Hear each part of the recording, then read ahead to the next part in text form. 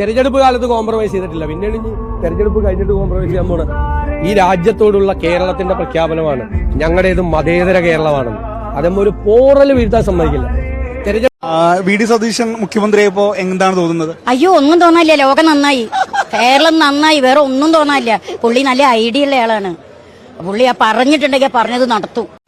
മതേതരത്വത്തിൽ തൊട്ട് കളിച്ചാൽ വിട്ടുവീഴ്ചയില്ലാത്ത നിലപാടെടുത്ത് വാക്കു പറഞ്ഞാൽ വാക്കായി അതിന്റെ കൂടെ നിൽക്കണം. ജമാഅത്തെ ഇസ്ലാമി ഒരു മതരാഷ്ട്രവാദമുള്ള സംഘടനയാണല്ലോ. അല്ലല്ലോ, ഞങ്ങൾ പറഞ്ഞിട്ടില്ലല്ലോ അവര് വർഗീയ ശക്തികളാണെന്ന്. ഇരട്ടത്താപ്പ് പാടില്ല, കാപട്യം പാടില്ല. ജമാഅത്തെ ഇസ്ലാമിയുടെ അടിസ്ഥാന ആശയം ഒരു മതരാഷ്ട്രവാദമാണ്. അവര് ആ വാദമൊന്നും അവര് ഇല്ല.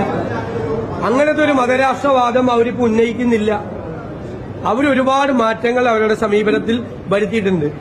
മതേതരത്വത്തിൽ തൊട്ട് കളിച്ചാൽ നീ സത്യക്രിസ്ത്യാനിയല്ലേ? അല്ല, ഞാൻ കള്ളം പത്രോസാ. സതീശൻ RSS പരിപാടിയിൽ പങ്കെടുത്തതിന്റെ ചിത്രം പുറത്തുവിട്ടു. ഇരട്ടത്താപ്പ് പാടില്ല. നമ്മൾ സടകുടഞ്ഞ് എഴുന്നേക്കേണ്ട സമയമായിരിക്കുന്നു. ഒരു കണക്കിന് പറഞ്ഞാൽ വൈകി എന്ന് തന്നെ പറയാം. തിരഞ്ഞെടുപ്പ് പാടില്ല.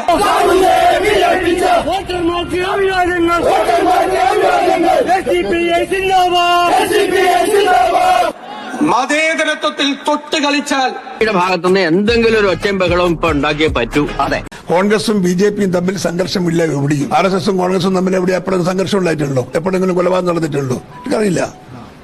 ആരാ എവിടെയുണ്ടായിരുന്നു നിൽക്കാറില്ല. ഉണ്ടെങ്കിൽ പറയുന്നത് നിങ്ങൾ ഓർമ്മയിലുണ്ടെങ്കിൽ പറഞ്ഞോ. ഇപ്പൊ ഇവിടെ നമ്മൾ അവരുമായിട്ട് സംഘർഷമില്ല. വിട്ടുവീഴ്ചയില്ലാത്ത നിലപാടെടുത്ത് വാക്കു പറഞ്ഞാൽ വാക്കായി അതിന്റെ കൂടെ നിൽക്കണം. നീ പറയുന്നതൊന്ന് പ്രവർത്തിക്കുന്നത്